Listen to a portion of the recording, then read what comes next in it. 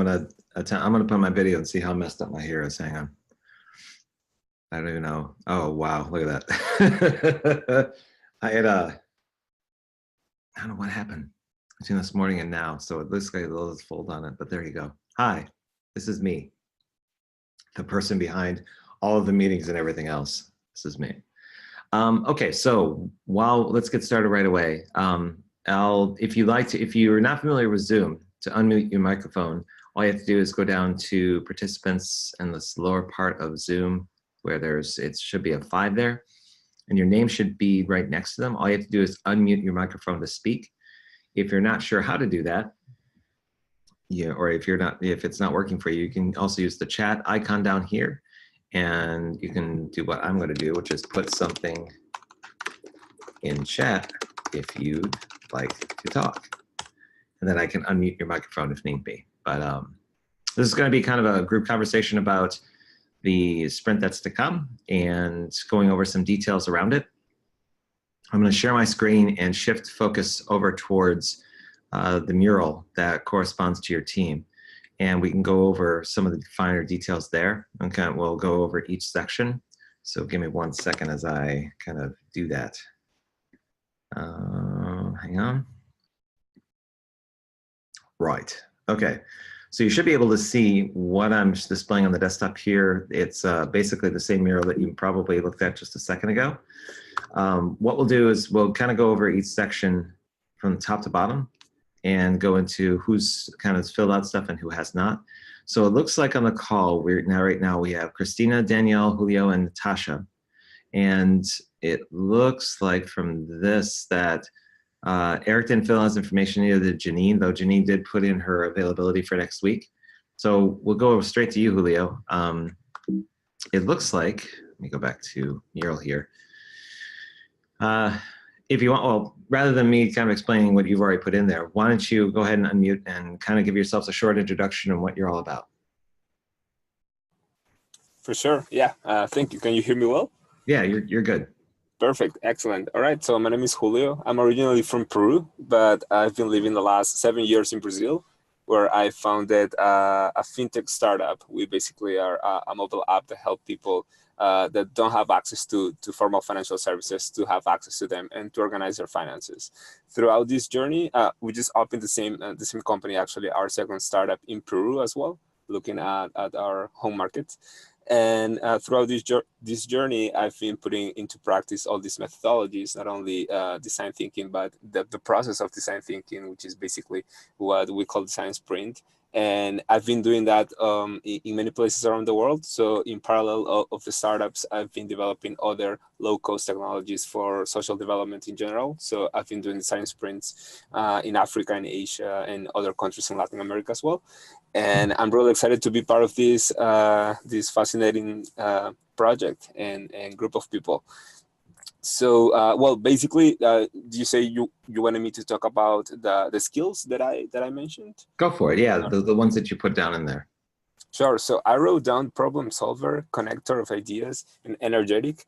Energetic because I'm just going from backwards, but energetic because this can be a very, very tiring process at some point, because there are so many ideas that have to be put on the table and so many conversations going on, especially when it's in person. This is going to be actually, as I was telling Robert, my first online experience for a design sprint. And so you always have to keep the energy up, right? So no matter what happens, no matter how many hours have passed, you always have to keep the energy up, and especially the running team, because the participants have to feel that to keep encouraging all these great ideas, right? Then the connector of ideas is because, well, you're always going to have people defending their own ideas, right? But then how do you come to a middle point, to a middle ground, so that you can, while being objective, right? How do you try to use everybody's ideas so that everybody feels that they are contributing to a specific solution, a specific project, right? And then problem solver, because there are so many problems, so many things that we never planned that happen during these sprints and during our projects in general. And the idea is to find the fastest and easiest way to try to solve it and to keep moving forward. And what kind of outcome are you looking to have by taking part in the virtual sprint next week? Yeah, well, a couple that I can mention right now. First, to put in practice everything that I know about design sprints in well, in presence, right, with other people, and put that into an online practice so that I can learn one more thing that I'm not used to. That's one. And then, well, the topic is very interesting, and also the interaction with the amazing group of people that I've been looking up a little bit on the internet. Okay, sounds good. It looks like Eric, are you there? You joined. There were two Eric Carcos, but I want to make sure there's only one. There's only one on the call now. Yes. Okay, got it. I've muted the other one physically. Okay. So why don't you go ahead and give yourself an, yeah. Oh, go ahead. I'm sorry. Go for it. Oh no, I'm sorry. I just came in as Julio was talking. I think that's what it was. So what are we doing? Just giving a quick intro of who we are and whatnot. Okay. Yeah. And yeah, I think I heard some of the questions. So I'm just primarily a UX designer. I'm just somebody who is just constantly curious and wants to fix things. And I love collaborating with other people. So that's the primary reason I got like excited about this design sprint. I also had never done anything like this before in kind of this type of setting. I've collaborated, we all collaborate remotely with everybody we work for these days if we work in technology, because typically everybody's dispersed all over the place. But this pure play virtual design sprint thing is new to me, so I'm excited about that. I've been in technology for pretty much my entire career. My education was in technology. I've done everything from project management to coding, and then just the last, 5 years or so, I really started focusing on UX design and front-end web development primarily as my focus, and I left everything in the past. So, yeah, I don't know, what other? Are there any particular skills or strengths that you bring to the table that are unique to you? They're unique. I would say, I think I've worked with a lot of startups, so I've worked with a lot of trying to solve a lot of small problems on very small budgets, which is kind of, I guess maybe something that might not be unique to everybody on the call, but that's something that's unique to myself. And then my primary focus is design and then UX. So visual design and UX was technical kind of more stuff. So. And I put down here that you love collaborating with other people and you have an extensive technology background of coding and tech, but now you're concentrating on UX design. Primarily, yeah. That's my thing, yeah. I'm trying to stay out of the trenches of everything else and getting pulled back into areas where, I have this really boring infrastructure web hosting at a very kind of more complex application level background. And I try to stay away from those conversations as much as possible. Although a lot of them feed into my smaller clients that I work with, because performance sometimes feeds into the customer experience and all that good stuff. And not a lot of people know about it, especially with smaller budgets. So, but yeah. Yeah, I get that. I still do. My coding experience is primarily in writing scripts for trading, like for online trading. Ooh. So I do a lot of C#, but I also have a background in web development as well. So I've done. You know ASP Classic, then you know that term, right? Yes, I do. Yeah. Yeah. It's one of those things you go, yeah, I know. Yeah. So. What I am going to do though is trying to look for where it is. Do you have the link to get into the mural that I'm currently showing on the screen? Yeah, I do. Yep. Okay. When you get a chance, come and join it, because we're going to be doing some things in there in a little bit. Okay. Yep. Let me go back to that. Okay, I know that Kim could make it because it wasn't a time that fit her schedule, so we're going to record this so she can see it later. But Natasha, you're up. Give me an idea of what you're all about and your background, and everything all about Natasha Wainwright. Hey, so I'm working as a product manager right now, and I've worked as a developer, I've worked as a UX researcher, and I'm curious about GVDS because I think it has huge potential for future projects. And in terms of technology, I've worked on mobile apps, worked on hardware, and of course web development for sure. It's a big one. Mm-hmm. And Yeah, what was the other question? It was just basically a general kind of introduction for the most part. Yeah. So right now I'm working at a manufacturing company and looking at how to expand their revenue with different products and that sort of stuff. And yeah, I'm just curious always about building businesses, building opportunities, that kind of thing. So I feel like this could be a methodology and a way to work with creatives in a really like collaborative and generative way, even if you're not co-located. So I don't know. I'm curious and excited to give it a try. Cool. How does, just out of curiosity, how does Yeah. that curiosity of yours manifest itself in terms of like direction of product or exploring different kinds of things or experimentation? How has that usually evolved for you? My curiosity mostly manifests itself in asking a lot of questions, reading a ton, experimenting a lot, trying to find ways to understand and create like mental models of things or frameworks to like understand how things interact. In terms of creating products, I feel like the curiosity mostly manifests itself in like talking to potential customers. Got it. Um, And yeah. how does diving deep and thinking big kind of tie into that?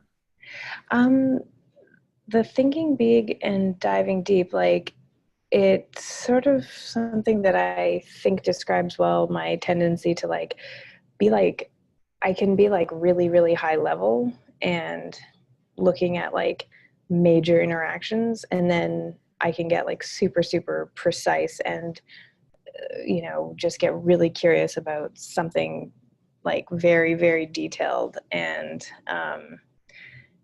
so in my current job, I'm not really able to do that, but generally speaking, that's definitely what I tend towards, is that that kind of like stretching and then diving in, and I can go down very long rabbit holes in the research process of diving deep. So yeah, I don't know if that answers your question. It does. It does.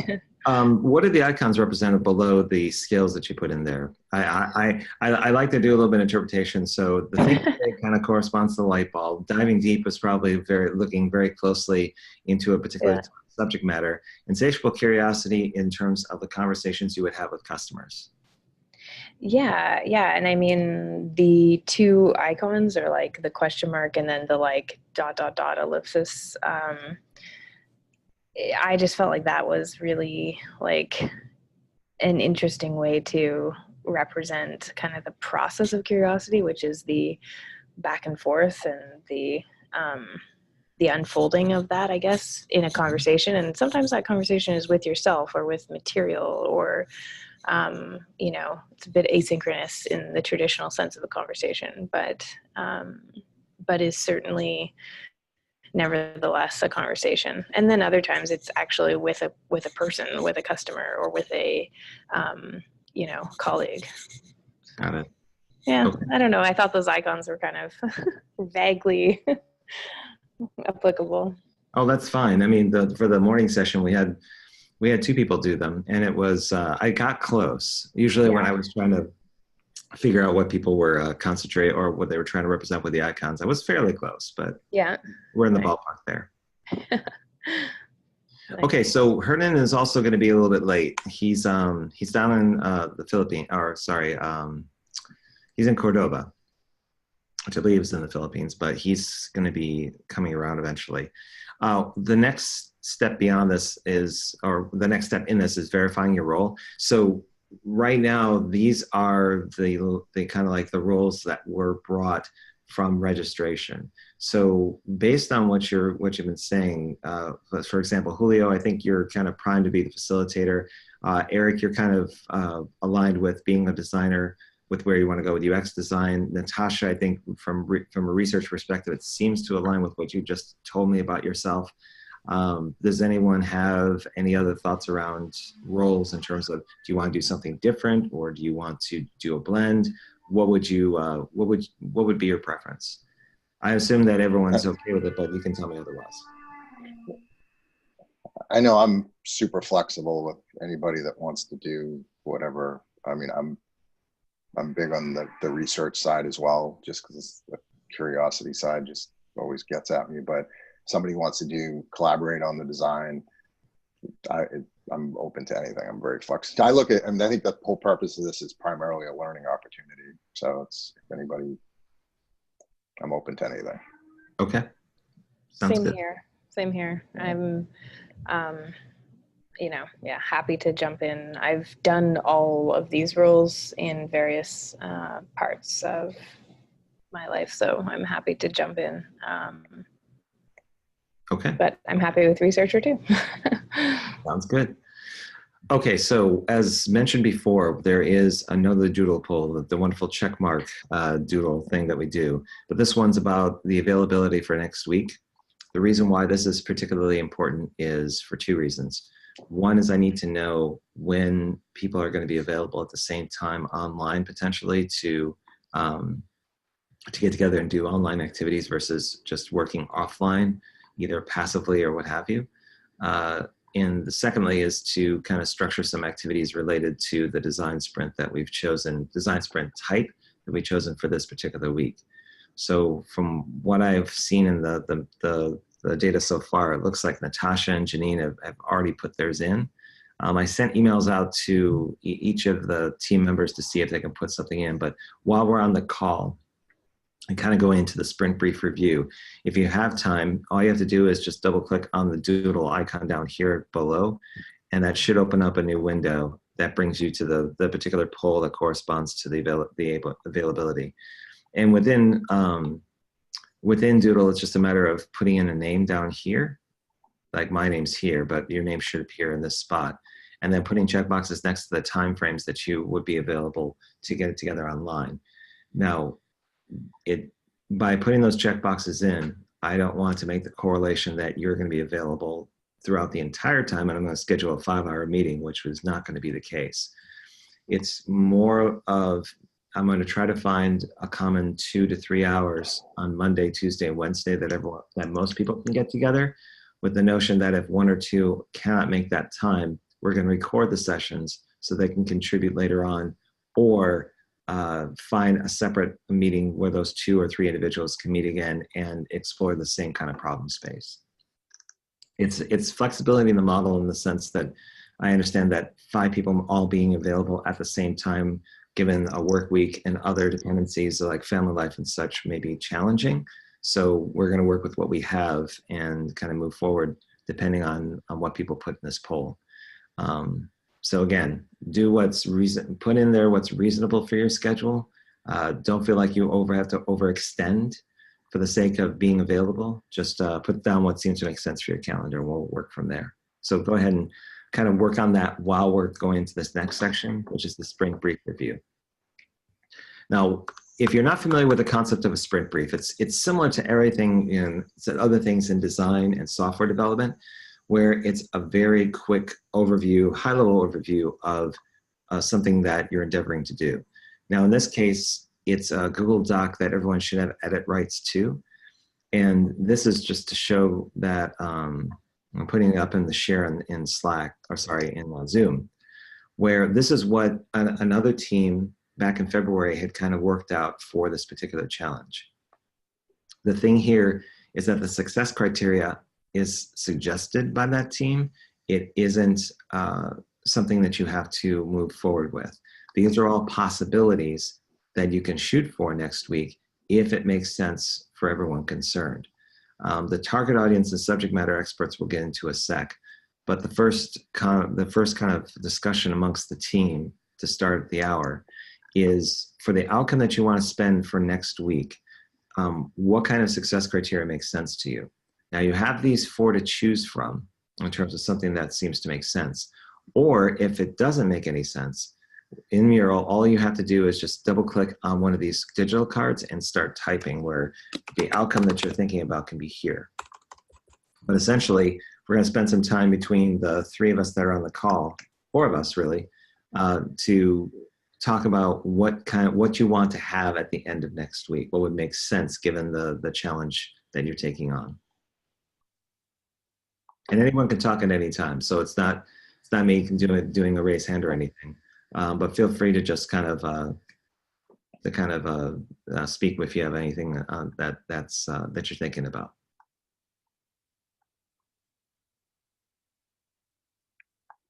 Or you can just digest it all. It's perfectly fine with me.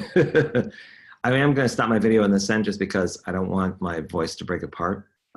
It did last time I did this, but besides, you don't want to stare at me forever. I'd rather you just concentrate on what I'm saying rather than what I'm all about visually. So anyway, take a look at the success criteria. In fact, if you're ready to speak up, let me know if there's anything in particular on here that makes sense or if you want to try something different.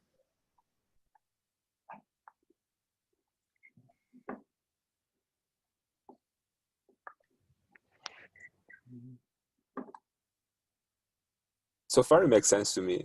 And this whole speaking, I think it covers all the categories in general of what the challenge is about. I haven't been able to think about anything else that could complement these ideas. Okay.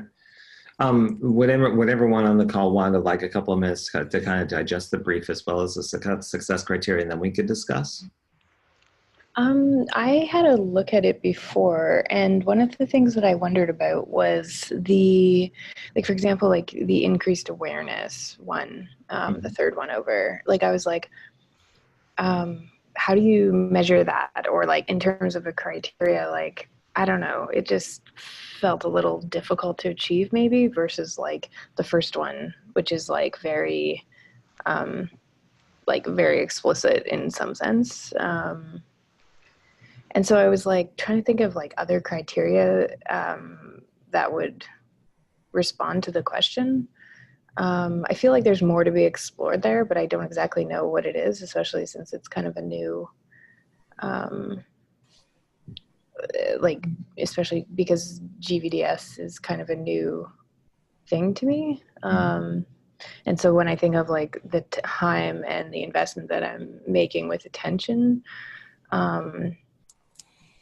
I also think of the outcome of like just learning the process of the virtual sprint. Like I think of that as a success criteria for me personally, but I don't know if that's what you're thinking of in terms of the team or. I was kind of along the same. I was like splitting between the outcome success criteria of like the actual solution the problem we're looking to solve, and then the digital experience of doing this whole thing in the design sprint. So I think I'm thinking the same along the lines of what you just said. Okay. Too. So you're not alone. Okay. Is there a particular one that I'm showing here on the screen for success criteria? Is there one that seems to make more sense? I mean, granted, you're going to be going through the process next week and exploring that and experiencing it. Yeah. But if you were to kind of pick a target or at least go into a particular direction where you could go, not saying that's holding you to this, but out of these 4 outcomes, to Natasha's point, what's feasible, but also what seems compelling?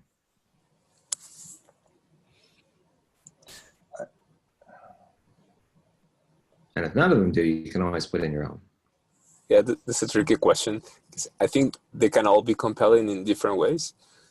I'm probably leaning towards the second and the third one, but that's just a personal view on what could be a great outcome for this project. Okay. And the flames here are just basically to indicate like choice.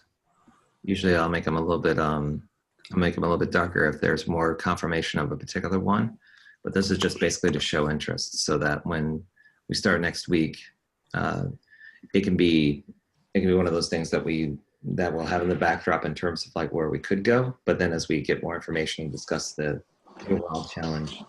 Right, and also one more thing, because it seems that number 4 could be could complement number 2 as well.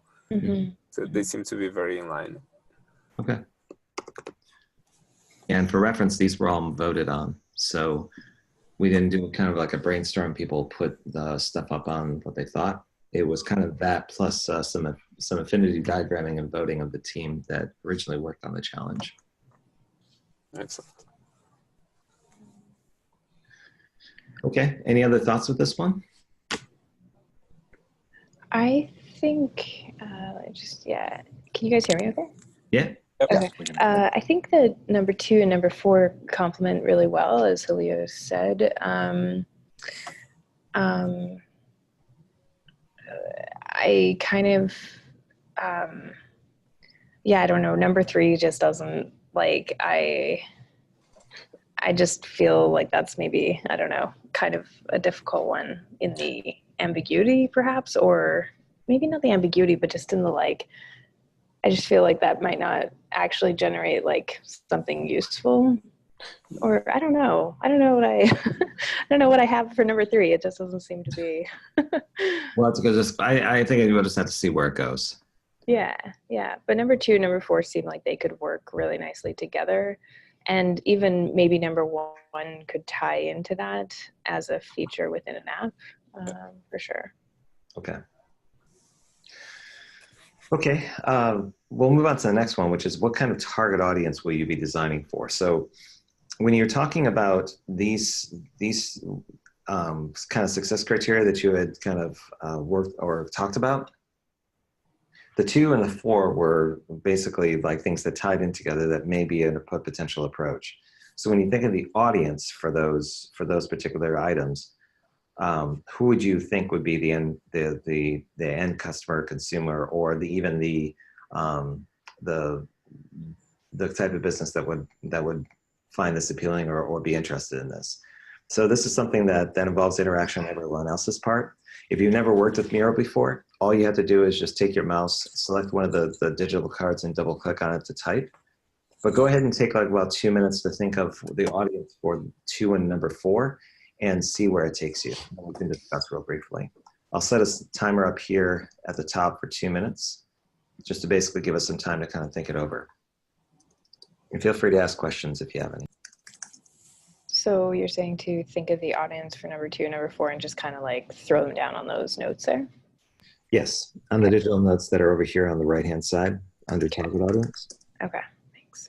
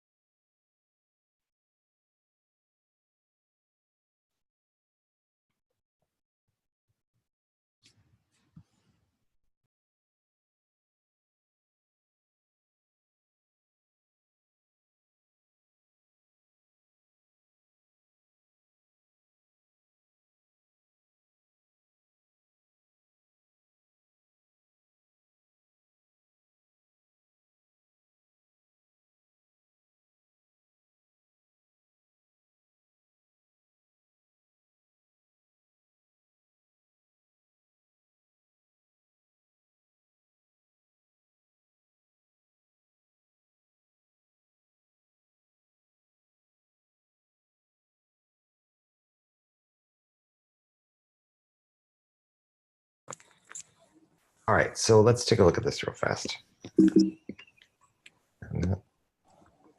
Okay, so it looks like we're looking at entrepreneurs and HR departments, people with a diagnosis that they know what care and coverage they require, end users looking for cheaper options in a market customized to their needs, people in transition between coverage providers, and self-employed people.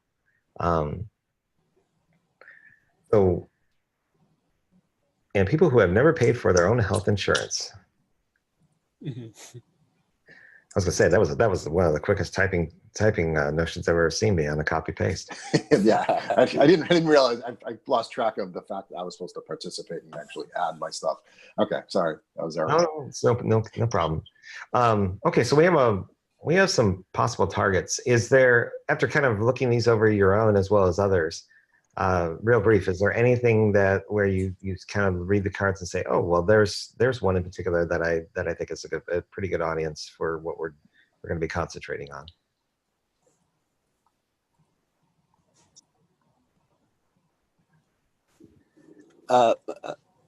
I like to ask a question. Are we Go for it. focusing on a specific market? I'm not sure. Are you particularly do you think we should be focused on one? No, I'm just saying that different markets have different. I mean, the insurance market in the U.S. is for sure different than the insurance market in Kenya, right? So, right. Yeah, and like I was wondering about that too, because I'm from Canada, where like I would think of insurance coverage in terms of like a car and a house, and in terms of health, I mean, I've never compared anything. Yeah. That's interesting. Yeah, and I've actually started. I've had my own experiences recently because right now I'm doing like a self-pay, and I've also I interviewed some folks that are on the like within 2 years of retiring, and in the U.S. you get Medicare, and they're concerned about overlap insurance. They might have to actually take out another policy to cover what they already thought they were going to be covered by their retirement health insurance, I guess is probably an easy way to say it for people that aren't in the U.S. So yeah, I think choosing a market is probably, if it is definitely important to kind of keep us on track and kind of narrow down a problem to solve. And I think there are probably more problems to solve with this topic in the United States than elsewhere. I don't know, with my limited knowledge of it, but I know Canada, you guys seem to be good up there as far as health insurance. You know, Europe for the most part, I don't know. I'm not really an expert in it, but I just know it's messed up here. So, okay, in my own opinion. So this is a good kind of palette to work against in terms of a type of audience. Market is probably another conversation we can work in on Monday, or at least explore. At least we have an idea of generally of who we could potentially design for, and probably, like to your point, market will play a factor in that. I don't think we need to decide at this point. It's just a matter of getting some of the thoughts out right now on the audience. For the subject matter experts that you're considering, the two that were listed, or two of the many ones that were in the brief, kind of went into a general practice doctor, a dietitian, and some other things. So one of the things that, what are you doing, Danielle? You're moving everything around. So this is also an exploration for the team, similar to what we just did for the type of audience you're going to be addressing. Now, these subject matter experts can be, again, they're going to be up to you in terms of who you reach out to inform the team about this particular challenge. So there are two examples here, but again, take it just a couple of minutes to, off the top of your head, put in some potential subject matter experts that Julio and myself and others that are going to be volunteering their time can reach out to get information from, to set up interviews for. Something that you think would not only inform the outcomes that you're thinking about, but also with the type of people that you're going to be kind of addressing. So is that clear in terms of what I'm asking, or do I need to explain it differently? Yeah, it's clear. Okay, just take 2 minutes and kind of fill up the cards down there with folks that you think should be kind of talk to you about the subject of finding health options, or if to compare coverage and finding multiple providers. Who would you want to talk to kind of help you with this particular challenge? And Robert, could these be users as well, or is it just folks? Nope, they can be users as well. Yeah. Okay. Because number 3 and number 4 kind of blend together a bit. Yeah.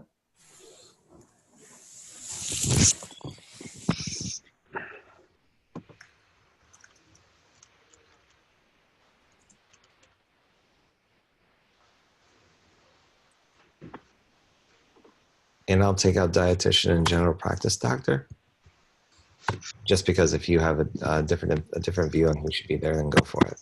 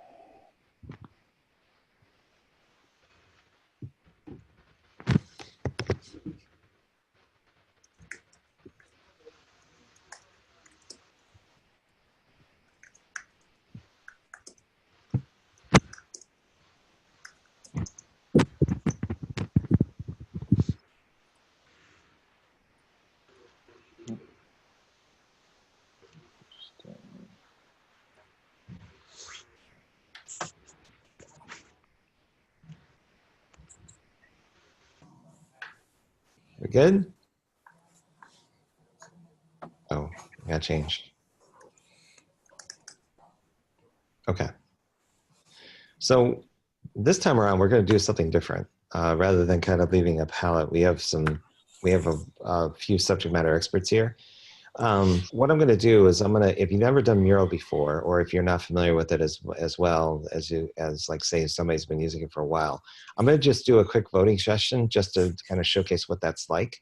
So what you're going to be voting on are these particular audience types, the subject matter experts. If there's a particular subject matter expert that you feel is really important to talk to, then you'll definitely want to vote for them. I'll give everyone on the call 3 votes to basically choose from. And based on those votes, that'll help the team that's going to help out with finding subject matter experts reach out to those individuals first. So what you'll see is a question that corresponds to a vote. Let me type that real fast. Who is the most important? Who are the most important SMEs to talk to? Interview, I'll say. And let's give 3 votes. I'll make it 4 votes. So what you want to do is to vote, you want to click on a card. If you want to remove a vote, you want to hold down Shift when you click to take it off.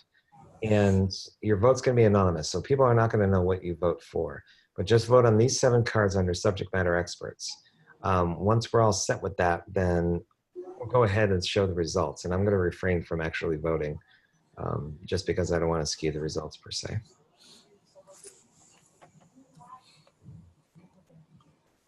And you can vote for more than one if you want to.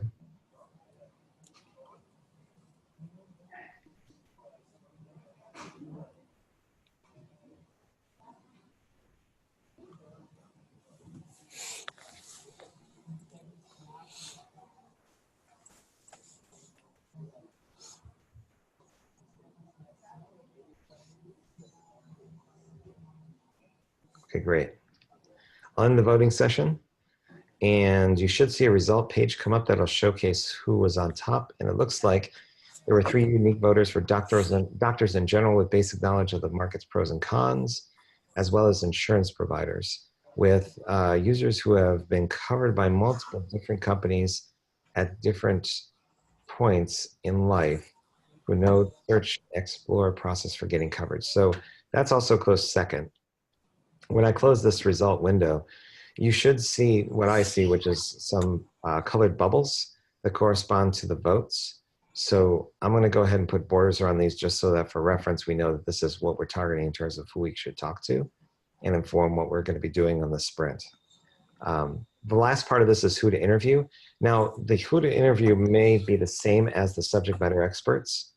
The only thing you'll need to do here is if there is an idea, there is a group or an individual or somebody that you would like to show what you create in this week 2 that's not on the left in terms of subject matter experts, or that is not up in the target audience, then you could put it here. One thing that I've seen done with this stage is that some people would just take what's already here and just double click, copy and paste it and put it in who to interview. If that's more intuitive for you, you can do that. It's totally up to you in terms of how you want to approach it. So same thing with subject matter experts. If you want to interview and do user interviews with new college grads, first year professionals, you can double click on this one to get the text and bring it over, and double click on here to bring it into this note. I'm totally fine either way. So the choice is, you can leave this blank and just assume that who you're going to interview is already captured in the target audience or subject matter experts, or you can take the text in both of these sections and copy and paste it into a digital card on this side, so that we're being specific about who we're going to be addressing for the prototype at the end of the week. All right. So does anyone feel strongly one way or another? Would you just want to assume that 2 and 3 capture your target audience for interviews? Or does anyone feel like they want to specify exactly who they should be talking to on Thursday or Friday?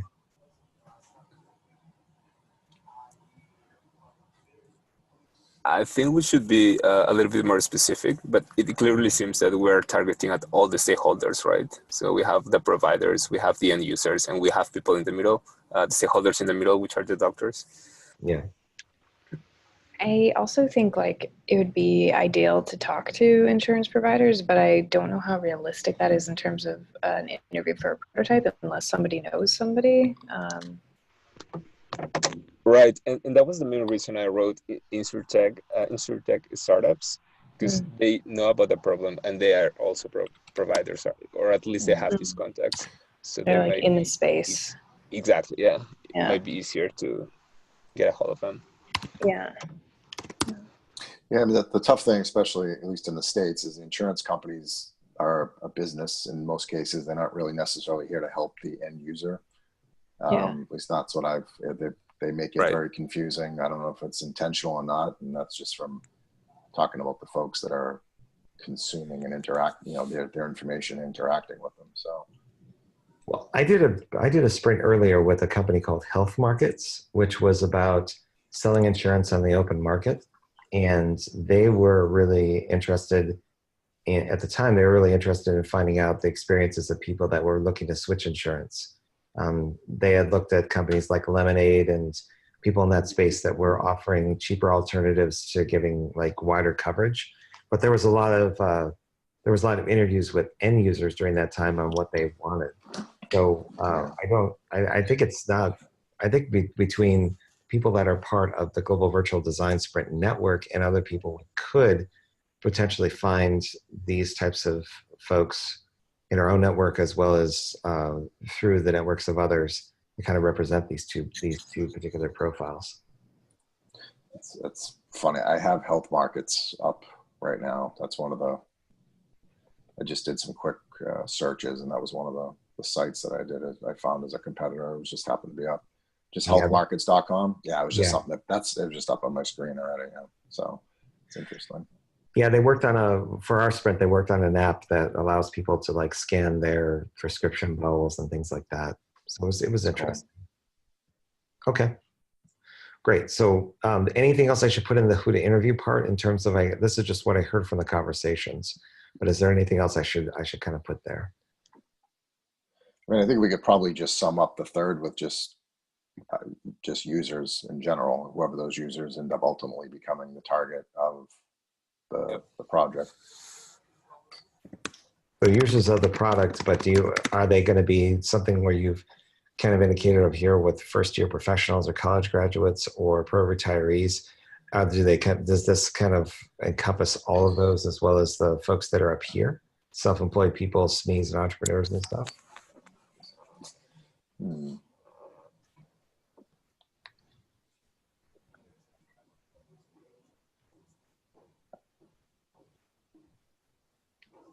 I mean, my first reaction to that is you have to specify who the end users are going to be. So for sure, I mean, the users of the product is just kind of general, but I think it's a little hard to, I mean, if we're just going to list them until we narrow down exactly who they're going to be, then I guess it wouldn't hurt to say who exactly those, self-employed, first year. I mean, the folks that are going to have, again, it depends on ultimately what the problem is that we're going to decide upon, but the people that it's going to affect are people that are either getting health insurance for the first time, or they're finding they're about to enter into a health insurance program and it doesn't cover what they need based on, some sort of gap. So, I know those are two big problems. I know I've faced them, and I know that people I've talked to face them. That's all. That's the only place I can kind of come from. Go ahead, Julio. Yeah, say something. No, yeah, I agree with you. Totally agree with you. I was thinking of going broad initially. So probably we can have students, we can have self-employed, unemployed, people that have stable jobs, and then narrow it down whenever we start designing and thinking of an approach to solution. Yeah. You know what we could do if the people everyone on the call is amenable to this, we could hold a small voting session for this, which could speak to who we interview eventually. We do have two that are mentioned here, but maybe there's wisdom in being able to narrow down the audience that we will be designing for rather than having an open palette and having that speak to who we eventually try to target and talk to. I mean, Natasha and Eric and Julio, what do you think of that? I think it's a good idea. I mean, I don't know. I feel like it's really difficult to, I was just looking at the outcome stuff again to be like, okay, who do we need to talk to in order to achieve those outcomes? And I don't have a clear sense of that. I mean, certainly the two that we have under number 4, but in addition to that, I definitely feel like obviously the people using it, should be at least half of who we talk to, in the sense that they are the users. But whether they're college grads or retirees, I really don't know. I guess it could be both. Well, it begs the question, is it, like we were saying before, is it premature to kind of discuss or to figure that out now and wait until Monday where we have the chance to kind of explore the space a bit more? Yeah, it feels a bit premature to me, but I don't know how others feel. I feel like it's a little premature. And a lot of it, I'm being kind of influenced by my own bias. I've used affordablehealthcare.com before. And like I said, I've interviewed two people that were recently going to be retired just as of yesterday. So it's like I'm already kind of getting all this kind of negative user experience from my own and from people that I've interviewed just in 2 different areas. So, but that might not be, we obviously haven't figured out what the problem that we're going to solve is going to be. Okay. Specifically. Because I think what really ultimately you're going to do is you want to narrow down something that isn't being addressed by the open market. So if you want to go out and do a comparison within the United States, healthcare.gov is already doing that. They're going to provide you with multiple solutions and they're going to give you pricing, but they're not really going to let you know, hey, this is probably right for you. You really still have to kind of figure it out. And they give you through some onboarding and stuff like that. So there's stuff out there that does, like, hey, if you just want some information of where to start and what you're going to pay, there's stuff out there, but I don't know if it doesn't solve any problems. I think it's created more problems than anything. Just use that one use case. So. Okay, fair enough. Let's do that, and we'll kind of leave it as is and come back to it on Monday after kind of doing a little bit of kind of exploration in this space, seeing what makes sense. Okay. This next section here where it goes into design sprint resources. Now this is a collection of different things I put on here on default, but if the group wants to put in other resources in a future date, you're more than welcome to, but I'll briefly go over each one. This entire series here is a combination of YouTube and Teachable, where if you really want to understand how to use Miro beyond just kind of cursory kind of dropping boxes and putting text in, this will give you a pretty good overview on how to use templates, how to use the voting system that I just shown, how to expand the canvas and so on. And that's if you want to have a greater understanding of this kind of platform for a digital whiteboard. I've also included some templates in here, one of which is like the design sprint template for the 5-day version. Julio, when you and I talk later on, or eventually when we start collaborating on what the structure is going to be for next week, the mural is pretty good at kind of giving an overview on how we could approach it from an activity schedule. The lightning decision gem is just for reference. This is what we used when we were vetting out the challenges that everyone's working on. And this is optional in terms of the emotional roller coaster, which is used by Design Sprint Academy. This is a way of gauging the comprehension and the interest of the group, whether they're confused or making sense of things, or they're happy with with how everything is. This is a quick way of kind of getting a temperature check on the group in general. There's some historical links down here on how the Global Virtual Design Sprint has come about. I think it's secondary compared to some other things that you may want to look over on the right, which is learning about design sprints. If you're not familiar with the concept, there's 2 in particular that I'd recommend. One is the original 2016 video series that corresponds from Google Ventures, where they can pretty much explain the physical design sprint every single day. Julio, I don't know if it's going to be something that you'll want to dive into, because I think you're in the same space I am. You're pretty familiar with all of this.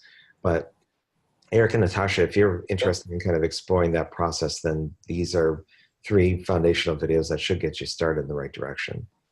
Yeah, definitely. Appreciate it. Alternative approaches is more of a curiosity than anything else. I had mentioned the lightning decision gem over here, and this is kind of the video that started it in terms of how it's a process for making decisions faster without a lot of excessive discussion and collaboration. It's one of those things that you can use on your own, but it's something that we employ in the design sprint virtually that also help kind of move things along. There's also a short promotional video on problem framing here, though I haven't seen one online that kind of gets too far in the weeds with it, but it kind of gives you some perspective with that. And then there's best practices on doing remote workshops.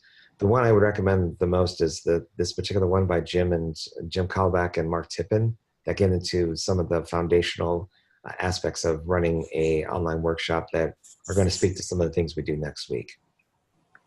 If you have any resources in the future, you can put them here or wait till the mural comes out for your particular design sprint. And really, it's just a matter of taking a URL and cutting and pasting and putting those up there. And anyone can pretty much access it by just basically going to any particular one and clicking on the little icon below here. Sometimes clicking on the image works. I've seen it's hit or miss, but for the most part, it usually does the trick. And before we get into the bonus stage, does anyone have any questions about anything we've gone over so far? Anything that may seem confusing or that you want to go over in terms of the kickoff session? I have one. I think I already know the answer to it, but on the outcome, the potential outcomes. I mean, those aren't hard and fast. I mean, those are just guidance. I mean, if we come out of our next session with our own specific outcomes that we want to have, we could replace those, I'm assuming. Absolutely. Yeah. Okay. Yeah, that's kind of where how can I put this? And for those of us that have children, it's kind of like you set the stage and you put the toys where they need to be, but you can move them all around if you need to. So there isn't something where it's setting you up where you have to do exactly that. If you find between the 5 of you or the 6 of you that you want to go in a completely different direction with things that's just much more compelling and interesting, then you'll be afforded that at the beginning of next week and where things go. Any other questions? Okay. Great. No questions from my side. All right. So finally, then we'll do one last thing, and this is your team name. This is basically just a fun little exercise to explore some possible team names for yourself. Rather than calling you Team A13 all the time, like it's a military designation. If you want to go ahead and just put some things that come to mind that sound interesting for a team name, I'll give you 2 minutes to do it. They can be silly, they can be fun, they can be serious, whatever you'd like.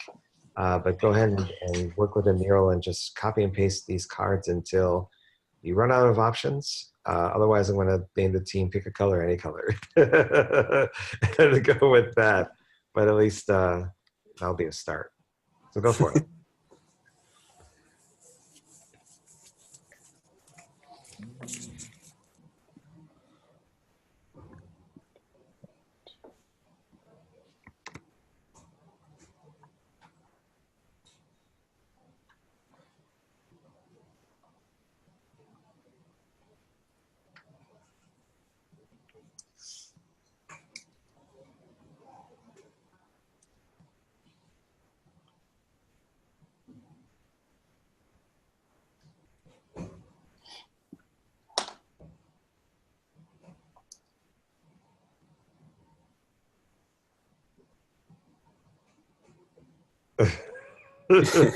You're seriously going to become pick a color, any color. Now I'm going to have to change the default to something else. So the next team that comes around tomorrow is going to be something different.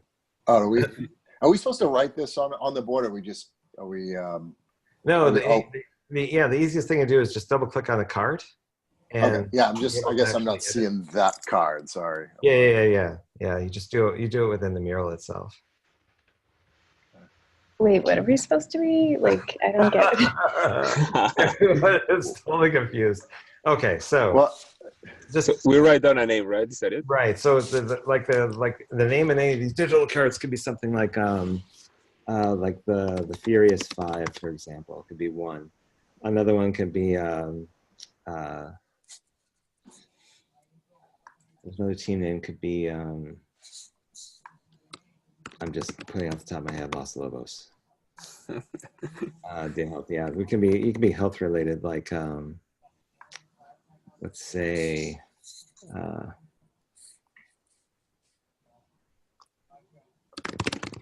just putting something out. Okay, there we go. Yep. Sorry, I'm still trying to figure out how to manipulate mural. I didn't realize it was all the way at the bottom, so I didn't see all those. Oh no, it's okay. In fact, I'll summon everyone over to where we are over here. Yeah, for the first time users, it's a little harder to kind of like get together, but yeah. Take one more minute since I fully come through everybody for a loop. It's my fault there. Okay, so we can just start typing right in these boxes here that you just typed. Yeah, in, right? you just good. All right. So nobody suggested one yet, right? So if I type over, okay, good. All right. Those are the ones that I've done, but you can basically copy and paste, but you're more than welcome to type in something there.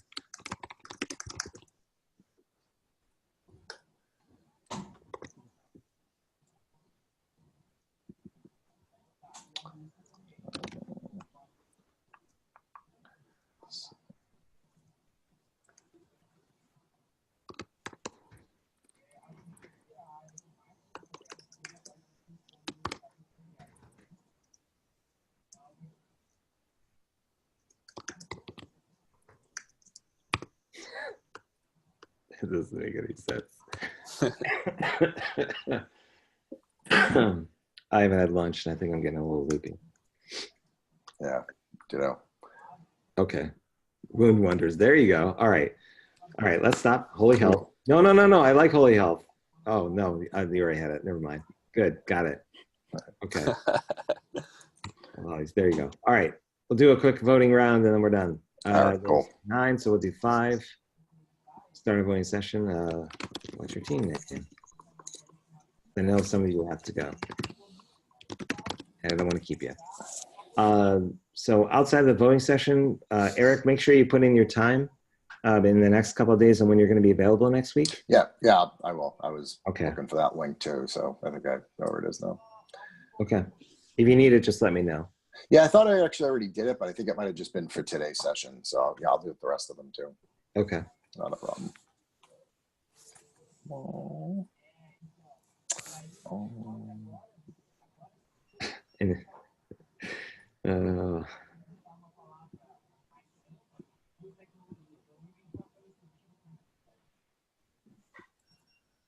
Okay, we only have 2 people left voting. Yeah, that's right. Oh, we're done. Holy Health, it is. Yeah. Wound Wonders was close. It was a close call, but I think Holy Health has got it. All right, we're done. So you'll be hearing from me in the next couple of days. Julio, I'll talk to you offline and figure out when it's a good time for us to kind of sync up if we have any time.